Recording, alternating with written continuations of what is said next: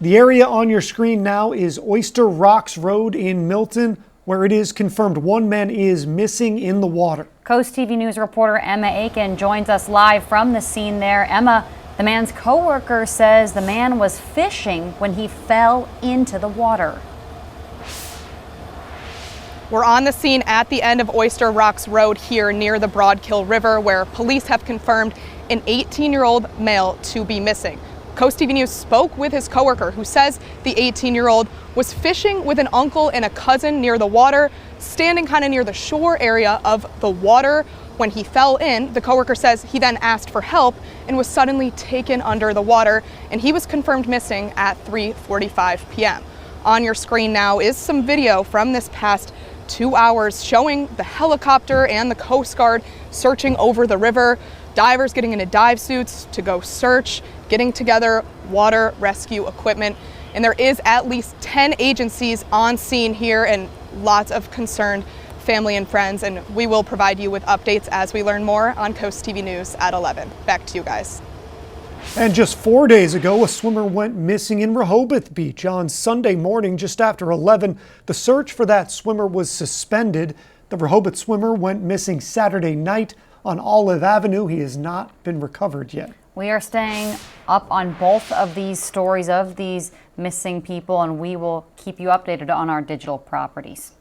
To Ocean View now, where land can turn into up to 50 condos, thanks to an approval at Sussex County Council today. On Tuesday, County Council approved 2 zoning regulations, and planning documents released by the developer say the project will take out some of those trees you just saw there, paving the way for more development on Windmill Drive. Now, one man we spoke with who lives right there says he loves to watch all the animals in those woods, but kind of is concerned about all this being developed. We have raccoons and flying squirrels and all kinds of birds. It's beautiful, and that's going to all go away. Now, according to the Sussex County Council, the public will have a 60-day period to submit appeals for the approval before it is all official. This brings us right into our CoastTV poll. We want to know, do you think Delmarva needs more condos? Let's take a look at the updated results from last news hour. Take a look at your screen here, and you can see 77% say no way, 21% say only if affordable, 1% say probably not, and 1% say definitely. If you haven't voted yet, or if you want to leave a comment, please do at coasttv.com or use your mobile app, and we will show you updated results on CoastTV News at 11. Let's go ahead and take a live look outside into Ocean City as we turn it over to our First Alert Chief Meteorologist, Paul Williams. Paul? Well, the rain is finally dying off, just kind of giving us a break from having late night thunderstorms. How about we just change that script, at least for tonight and maybe tomorrow as well. But we still have some sprinkles left over. We're at Milford Current Lake. 82 degrees, dew point temperature 76. Our expectation for tonight will drop back to 78 by 10 o'clock with partly cloudy skies. Here's the latest look what's happening with the rain. Most of the rain has kind of gotten out of the way. We still have a leftover cell right along Highway 13 going towards the Milford area, and it's actually almost quasi-stationary at this point. So it's dumping a great deal of heavy rain that way. And we have a small cell that just developed about 15 minutes ago right across Georgetown. We have an active flood watch in play, and mainly this is so where the places where we have those storms that I just showed you a moment ago, they're forming. They're not necessarily all that strong, but they're not moving anywhere. And so we have such a saturated ground at this point that we have to be mindful of possible flooding that can occur as a result of a rain-soaked ground already in place, even though the rain right now from a cell standpoint is not all that impressive. It's just enough to kick off possibly some scattered showers that could maybe cause some flooding in some areas that have been prone to flood easily historically. And of course, behind all the rain that we've already had. I mean, when you think about it from a rain standpoint, we're already 1 3/4 beyond our normal rainfall amount for this month. And then for the year, we're already beyond 3 inches. Now, coming up, Maddie, we'll talk more about big time heat and humidity that's on the way as well. Well, thank you. Telephone troubles may be dialed down in Milton. Verizon is putting up a new cell phone tower. CoastTV News reporter and anchor Christina DeRobertis in the newsroom with more on this. Christina, it's set to go in a long-standing dead zone in town. Yeah, Maddie, dropped calls, failed text messages have been frustrating people here in Milton for a while now, and that's why some are glad that a new cell tower is being installed. It sits right next to Milton's historic district. You can see on your screen this tower is 140 feet tall. Crews are working on the electrical components right now. Verizon officials say it will help enhance coverage in the area. But some people we spoke with say they're disappointed and they're not happy with the location of the tower. Should never have gone up. It should have gone away from the town and where the residents live, more of a commercial area or in a field. And not many people are happy other than the more reliable cell service. And Verizon officials tell us they expect construction to be complete in fall of 2025, and they say they will keep customers updated about when they can see that improved cell phone coverage. Back to you guys. Thank you, Christina. Lewis drivers, the city says routine maintenance is scheduled at the Savannah Road drawbridge tomorrow, July 16th. Maintenance openings will start around 1 as needed. Safety upgrades are in the works for Route 1. DelDOT installing a median barrier along Route 1 from Route 30. This comes after multiple deadly and serious accidents. No date has been set for completion, but officials say the design is expected to be finished this fiscal year. Happening tonight in Milton, regulating short-term rentals. The Planning and Zoning Commission is taking up the request from Town Council to submit a formal report. This is to see if any additional rules are needed. Last month, the town put stricter regulations on short-term rentals. That's for anything 30 days or less. Milton also added licensing restrictions and occupancy limitations. The due date is September 8th. A car crash near Millsboro caused a utility pole to snap and fall into the road. Take a look at these pictures that the Indian River Volunteer Fire Company provided. Firefighters say it happened just after midnight at Route 24 and Sandpiper Drive. Officials say a BMW struck the pole, which fell into the road, and another car tried to avoid the crash but ran off into the woods. No words yet if anybody was hurt. That wasn't the only crash near Millsboro. This morning, crews responded to a two-car crash at Indian Mission and Cannon Road. A Mazda sedan and a Mustang convertible collided. Both cars were damaged, but nobody was hurt.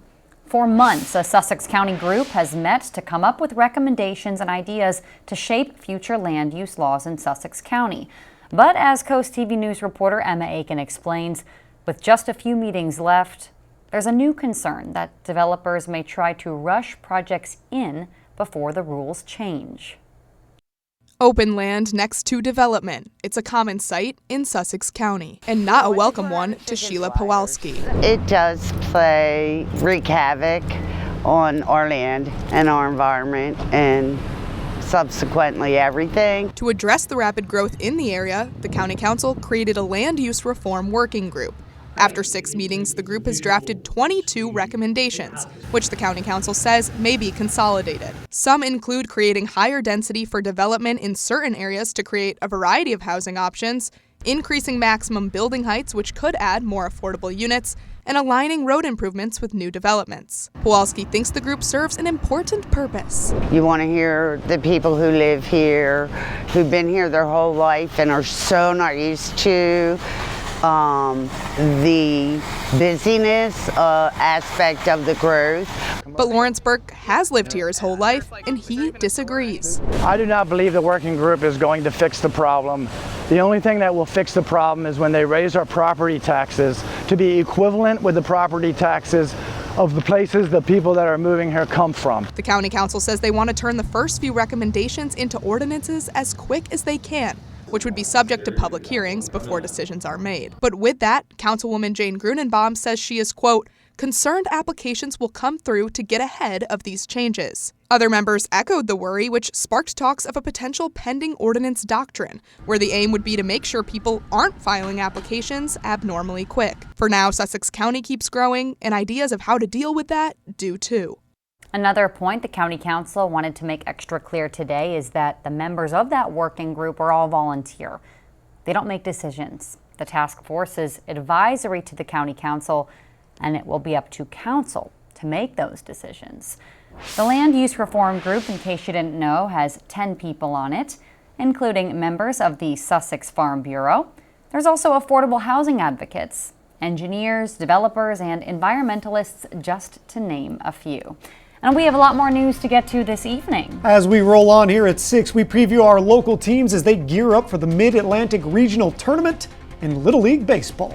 Scattered showers will continue for the rest of the week. More on that coming up. But first, cutting the ribbon to a new police substation in downtown Ocean City, what it means for officers when we're back in just 60 seconds.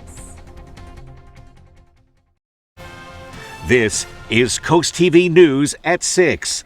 People in Ocean City came together Tuesday to celebrate the newest addition to downtown, an Ocean City Police Department substation. The substation is located at the end of Somerset Street and has 3 levels worth of rooms that now have to be filled. According to police, the substation will have a welcome center to give aid to anybody walking in, areas that deal with prisoners, and living quarters, mainly for public safety during the summer. According to the Ocean City Police Chief, the building will help the community in downtown Ocean City.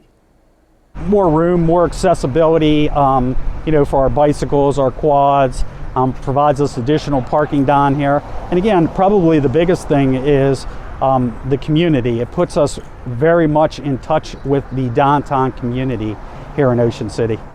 According to the police chief, they plan to transition into the building and will be officially up and running in late fall.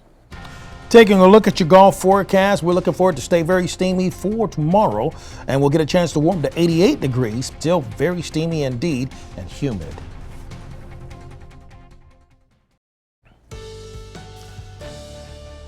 Although we're still looking a little bit gloomy, at least we're not quite as rainy as we have been for the previous couple of days. But now we're going to switch out that rain for big time heat and humidity as all this stuff starts to evaporate back into the atmosphere. Now we're at 81 right now. We're going to stay at 81 till about, let's say, 8 o'clock. And then we'll slip into the mid to upper 70s for the rest of the evening under partly cloudy skies. Here's where the temperatures stand right now. We're at 81 degrees in Lewis as well as Milton, but we're also holding at 81 degrees in Millsboro and in Georgetown at this hour. The heat index right now, it feels like 94 degrees in Redden. It feels like 91 in Delmar, and it feels like 93 degrees right now in Seaford. Some of the rainfall totals, we haven't had much movement. Had a little bit of movement on the Bethany Beach one. We up to 1.82 inches of rain that's fallen so far today there. Over 1.5 inches in Dagsboro as well as Greenwood.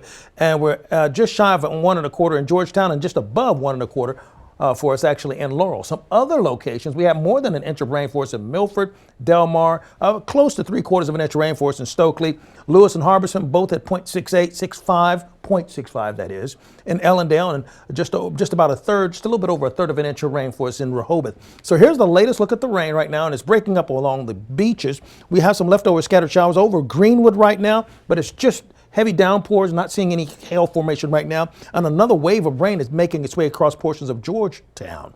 Flood watch is in effect.